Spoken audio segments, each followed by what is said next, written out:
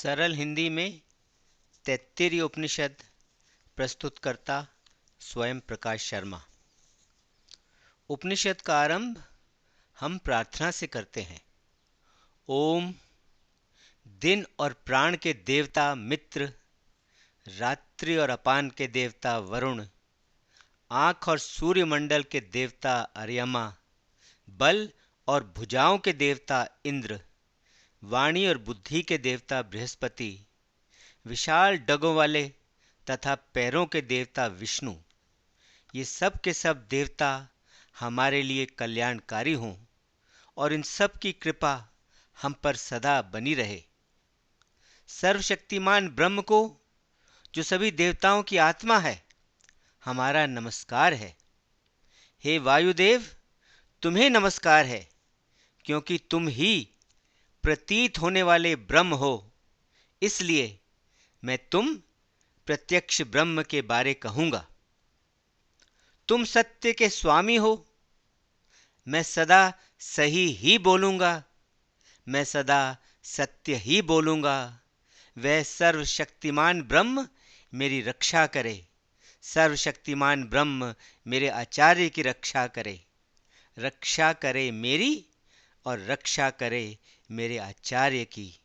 ओम शांति शांति शांति। ओम। तैत्तिरीय उपनिषद यजुर्वेद की तैत्तिरीय शाखा का हिस्सा है और इसकी गिनती हिंदू धर्म के 11 मुख्य उपनिषदों में होती है। उपनिषद में कुल मिलाकर 3 भाग हैं, जिन्हें वल्ली कहते हैं। पहला भाग शिक्षा वल्ली है, जिसमें उच्चारण, व्याकरण और साधारण तथा व्यावहारिक ज्ञान की बातें हैं। दूसरा भाग ब्रह्मानंद वल्ली है और तीसरा और अंतिम भाग भृगुवल्ली है। ये दोनों ब्रह्म के बारे में है। उपनिषद को 3 भागों में प्रस्तुत किया गया है। पहले भाग में परिचय और शिक्षा वल्ली है, दूसरे भाग में ब्रह्मानंद वल्ली है और तीसरे और अंतिम भाग में भृगुवल्ली है। उपनिषद शिक्षा वल्ली। उपनिषद का सही अर्थ जानने के लिए हमें सबसे पहले सही उच्चारण सीखना होगा, क्योंकि अशुद्ध उच्चारण से समझने में गलती हो सकती है। इसलिए उच्चारण का पाठ आवश्यक है। यहाँ जो सीखना है वह है वर्ण, स्वर, मात्रा और प्रयत्न, वर्णों का सही उच्चारण तथा उनका सही तरीके से गान। इस प्रकार वेद की शिक्षा के बारे में कहा गया है। हम दोनों गुरु और शिष्य का यश एक साथ बढ़े, हम दोनों का ब्रह्म तेज भी एक साथ बढ़े। अब हम 5 महान संयोजनों अर्थात 5 महान समूहों की पवित्र शिक्षा सीखेंगे। सबसे पहला संयोजन लोकों का है, दूसरा आकाश में ज्योतियों का है, तीसरा ज्ञान का है, चौथा संतान का है और 5वां व्यक्ति का है, शरीर का है। इन्हीं 5 संयोजनों को महान संयोजन कहा गया है। इनका अब विवरण दिया जाता है। लोकों के संयोजन में पृथ्वी पहला आकार है, स्वर्ग बाद का आकार है, अंतरिक्ष उनके मिलने का स्थान, उनका संगम है और वायु उन्हें जोड़ने वाली कड़ी है। लोकों के विषय में यह संयोजन पूरा हुआ। ज्योतियों के संयोजन में अग्नि पहला रूप है, सूर्य बाद का रूप है, जल उनके मिलने का स्थान है, उनका संगम है और बिजली उन्हें जोड़ने वाली कड़ी है। यह हुआ ज्योति विषय संयोजन। ज्ञान के संयोजन में आचार्य या गुरु पहला रूप है, साथ रहने वाला शिष्य दूसरा या बाद का रूप है। ज्ञान उनके मिलने का स्थान है, उनका संगम है और शिक्षण या पढ़ाना उन्हें जोड़ने वाली कड़ी है। यह हुआ ज्ञान विषयक संयोजन। संतान के संयोजन में माता पहला रूप है, पिता बाद का रूप है। संतान जो उन दोनों के मेल से उत्पन्न हुई है, उनके मिलने का स्थान है, उनका संगम है, और वंश वृद्धि की क्रिया उन्हें जोड़ने वाली कड़ी है। यह हुआ संतान विषयक संयोजन। और पांचवा स्वयं व्यक्ति का संयोजन है। इसमें निचला जबड़ा पहला रूप है, ऊपर वाला जबड़ा बाद वाला रूप है। वाणी उनके मिलने का स्थान है, उनका संगम है, और जीभ उन्हें जोड़ने वाली कड़ी है। यह हुआ व्यक्ति विषयक संयोजन। ये 5 महान संयोजन या 5 महान रहस्य हैं। मनुष्य जब ऐसे बताए गए इन 5 रहस्यों को समझ लेता है और जो उन पर ध्यान लगाता है, वह समृद्धि पाता है। उसे संतान मिलती है, उसे धन मिलता है, और उसे ब्रह्म ज्ञान का वैभव प्राप्त होता है। उसके खाने के लिए पर्याप्त अन्न होगा और उसे अपने निवास के लिए स्वर्ग उपलब्ध होगा। उसे यहां पृथ्वी लोक में और बाद के लोकों में भी समृद्धि मिलेगी। ब्रह्म, जिसे वेदों के श्लोकों और मंत्रों में सबसे श्रेष्ठ बताया गया है और जिसने सब जीवों का रूप धारण किया है, जो अमर भजनों से जन्मा है, वही ब्रह्म मुझे अमरता के रास्ते पर चलने की बुद्धि और समझ दे और मुझे अमर बना दे। हे भगवान, मेरा शरीर हमेशा शक्तिशाली और फुर्तीला हो, मेरी जीभ और मेरी वाणी हमेशा मधुर हो, मैं अपने कानों से साफ और मधुर सुना करूं। जो लौकिक बुद्धि से ढका हुआ ब्रह्म का कोश है, वही परम आत्मा है। वह मेरे सुने और सीखे हुए ज्ञान की रक्षा करे। हे भगवान, मुझे सदा और बढ़ती मात्रा में धन, वस्त्र, अन्न तथा पेय प्राप्त हो। भेड़ बकरी आदि पशुओं सहित सब भोग सामग्री मुझे सदा प्राप्त हो। आध्यात्मिक ज्ञान के इच्छुक शिष्य मेरे पास सब ओर से आए, दूर पास से आए, मेरे पास हर तरफ से आए। ये शिष्य कपट शून्य हो, ये प्रामाणिक ज्ञान को ग्रहण करने वाले हों, ये इंद्रियों का दमन करने वाले हों और मन को वश में करने वाले हों। मैं मनुष्यों में प्रसिद्ध हो जाऊं, मैं धनवानों से भी अधिक नामी हो जाऊं। आप में, हे आराध्य दयालु ईश्वर, मैं प्रवेश करूं। आप दयालु कृपालु ईश्वर मुझ में प्रवेश करें। आपके इस अनंत विविधता और भिन्नता वाले आत्म से मैं शुद्ध हो गया हूं। मेरे सारे पाप धुलकर साफ हो गए हैं। जैसे जल और नदियां ढलान पर चलते हुए समुद्र का रास्ता ढूंढ लेती हैं, वैसे ही दिन महीने बन काल में चले जाते हैं। ऐसे ही हे प्रभु, मेरे पास पवित्र ज्ञान पाने के शिष्य हर ओर से आए। आप ही सबके आश्रय और आधार हैं, आप ही सबके विश्राम के स्थान हैं। मेरे लिए प्रकट हो, मुझे दिखाई दो। मैं आपका भक्त हूं, मुझे अपना बना लो। भू, भुवः, स्वः, ये 3 जाने हुए रहस्यवादी बोल हैं। ये 3 रहस्यवादी ध्वनियां हैं। महाचमस के पुत्र ने चौथा ऐसा बोल महा खोज निकाला और उसे सारी दुनिया को बता दिया। वह महा ही सर्वशक्तिमान है, वही परम ब्रह्म है। सभी वेद उस परम ब्रह्म के अधीन हैं। वे सब तो केवल उस ब्रह्म के अंग मात्र ही हैं। जब भू यह जगत है, भुव बीच वाला अंतरिक्ष है और स्वः स्वर्गलोक है, तब मह सूर्य है जो सारी सृष्टि और सारे जीवन को सब जगह है पोषित करता है। जब भू अग्नि है, भुव वायु है और स्वः सूर्य है, तब मह चंद्रमा है जो सभी ग्रहों और आकाशों की ज्योतियों को सहारा देता है। जब भू ऋग्वेद है, भुवः सामवेद है और स्वः यजुर्वेद है, तब मह ब्रह्म है, और ब्रह्म से ही सभी वेद महान होते हैं, क्योंकि वे ब्रह्म का ही ज्ञान है जो सभी वेदों में व्याप्त है और जो उन्हें महिमावान बनाता है। जब भू प्राण है, भुवः अपान है और स्वः व्यान है, तब मुह अन्न है, और अन्न से ही सब प्राणाधार शक्तियां पोषित होती हैं और महान बनती हैं। ये चार रहस्यवादी बोल हैं।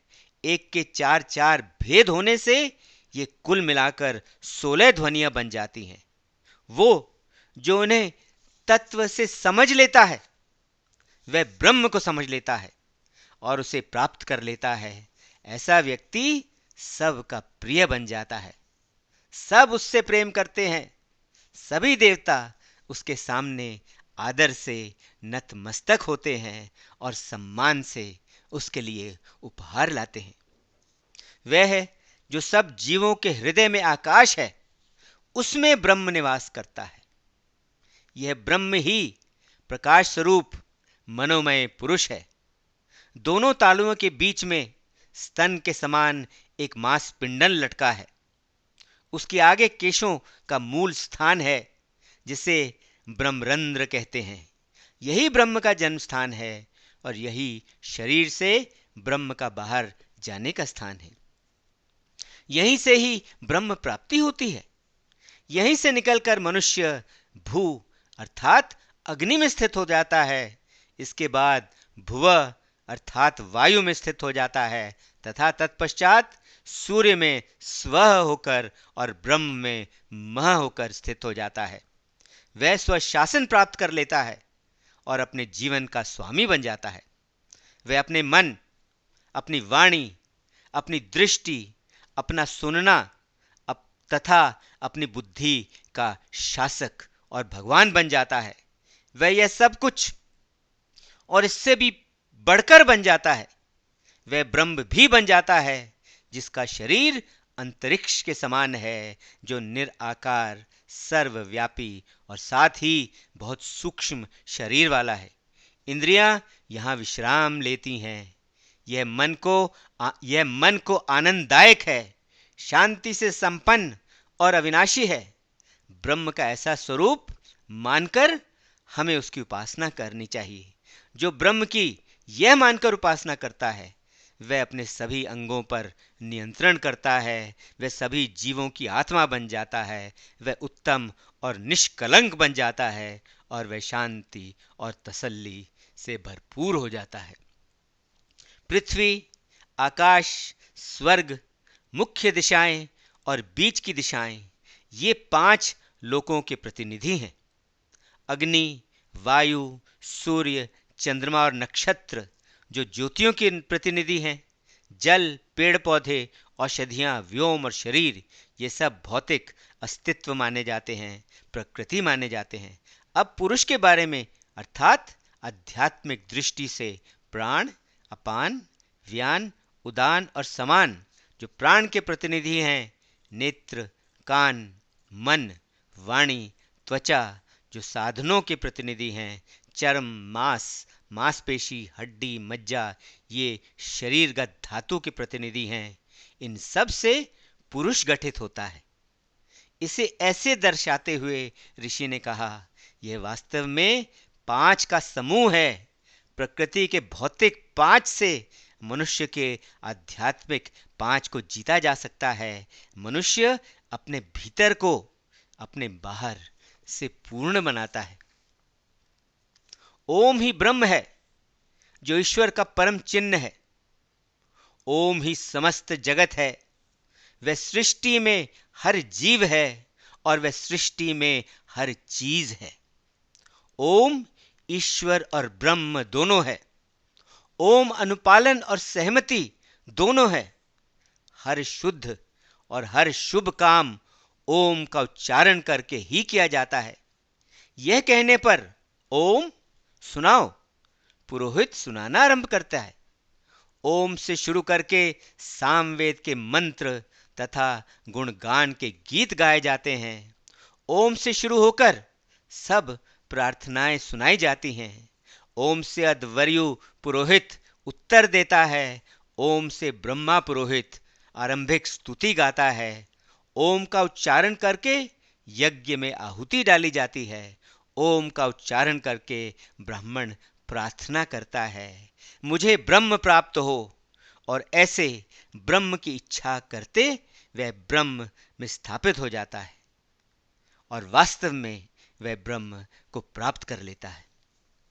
सदाचार का पालन करो, सत्यनिष्ठ बनो, तपस्वी बनो, इंद्रियों का दमन करो, मन को नियंत्रण में रखो, हवन की अग्नियों का चयन करो और यज्ञ करो, अतिथियों का सत्कार करो, सदा उचित और श्रेष्ठ व्यवहार करो, कुटुंब वृद्धि और वंश को आगे बढ़ाने का काम करो। समझ लो कि अकेला ज्ञान होना ही सब कुछ नहीं है, उस ज्ञान को जीवन में उतारो। इसलिए वेद शास्त्रों को निरंतर पढ़ो, जो उनमें लिखा है उस पर अमल करो और इस सब को दूसरों को भी पढ़ाओ। रथितर के पुत्र सत्वचा के अनुसार सत्य सबसे श्रेष्ठ है। पुरुषिष्ट पुत्र तपोनित्य के अनुसार तप ही सर्वश्रेष्ठ है।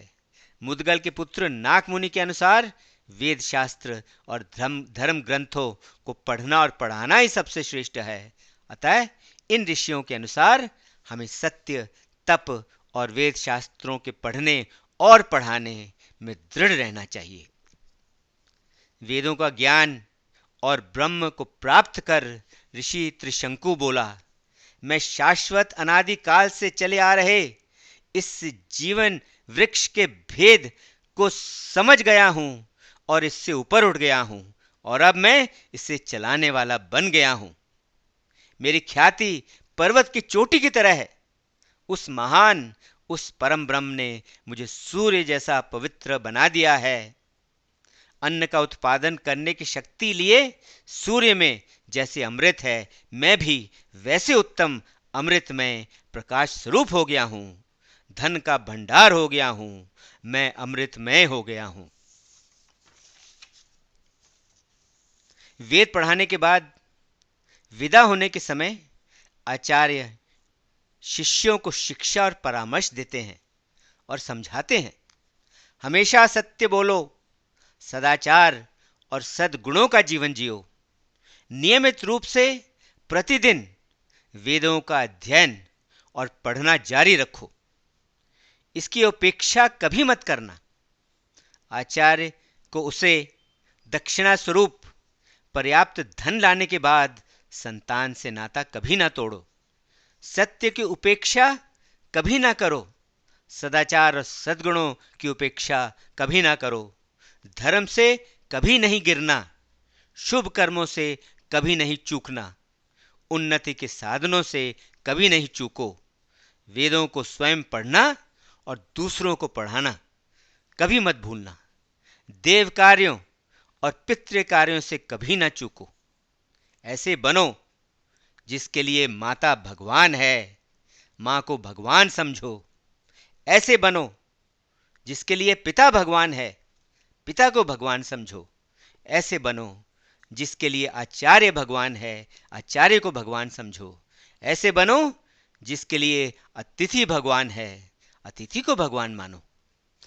केवल वो ही कर्म करो जो अच्छे और बिना दोष वाले हों, दूसरे नहीं। जो भी अच्छे आचरण और अच्छे व्यवहार हैं, तुम उन्हें ही अपनाओ, दूसरों को नहीं। ज्ञानियों को, विद्वानों को, ब्रह्म को जानने वाले तथा जो भी तुमसे श्रेष्ठ हो, उन सब का आदर सत्कार करो। उन्हें जो कुछ भी दिया जाना है, अर्थात आसन या दान आदि, वह हमेशा श्रद्धा से ही दिया जाना है, बिना श्रद्धा के कभी नहीं, और पर्याप्त मात्रा में दिया जाए। विनयशीलता तथा नम्रता से दिया जाए, बिना भय के और दया से विवेक पूर्वक दिया जाए।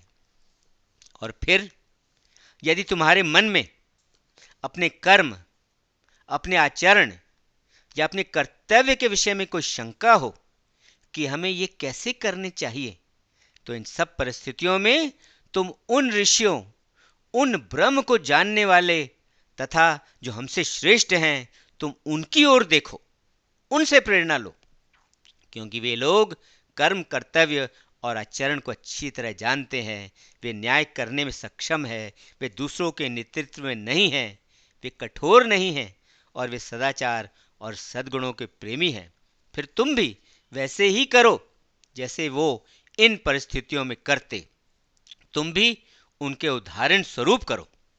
तब यदि तुम्हारे मन में शंका हो कि जिन लोगों ने पाप किया है या जिन्होंने दोष किया है, उनके साथ मुझे कैसा बर्ताव या व्यवहार करना चाहिए, यहां भी तुम उनके साथ वैसा ही व्यवहार करो जैसा तुमसे श्रेष्ठ जन, जो विद्वान हैं, जो ब्रह्म को जानने वाले हैं, जो कठोर नहीं हैं, जो दूसरों के नेतृत्व में नहीं हैं, जो न्याय करना जानते हैं और जो सद्गुणों और सदाचार के प्रेमी हैं, जैसा वे उनके साथ व्यवहार करें, तुम भी वैसा ही करो। उनके दिखाए हुए मार्ग पर चलो। जगत का त्याग मत करो, बल्कि एक अच्छे गृहस्थ बनकर सदाचारी जीवन जियो और जन कल्याण के लिए काम करो। यही आदेश है, यही शिक्षा है, यही वेदों का गुप्त सिद्धांत है। ऐसे ही जीना चाहिए और ऐसे ही उपासना करनी चाहिए। हाँ, ऐसे ही जीना चाहिए और ऐसे ही उपासना करनी चाहिए। दिन और प्राण के देवता मित्र, रात्रि और अपान के देवता वरुण, आंख और सूर्यमंडल के देवता यमा, बल और भुजाओं के देवता इंद्र, वाणी और बुद्धि के देवता बृहस्पति, विशाल डगों वाले तथा पैरों के देवता विष्णु, ये सब के सब देवता हमारे लिए कल्याणकारी हों और इन सब की कृपा हम पर सदा बनी रहे। सर्वशक्तिमान ब्रह्म को, जो सभी देवताओं की आत्मा है, हमारा नमस्कार है। वायु, जो प्रतीत होने वाला ब्रह्म है, तुमको नमस्कार है। तुम्ही को प्रतीत होने वाला ब्रह्म कहा है। तुम ही रित्त के स्वामी हो, अर्थात तुम ही ब्रह्मांड की व्यवस्था के स्वामी हो, अतः तुम्हें रित्त कहा है। तुम सत्य के स्वामी हो, अतः तुम्हें सत्य कहा है। उस सत्य ने मेरी रक्षा की है, उस सत्य ने मेरे आचार्य की रक्षा की है। हाँ, उस सत्य ने मेरी रक्षा की है। हाँ, उस सत्य ने मेरे आचार्य की रक्षा की है। शिक्षावल्ली समाप्त। तैत्तिरीय उपनिषद का पहला भाग समाप्त। ओम शांति शांति शांति। ओम।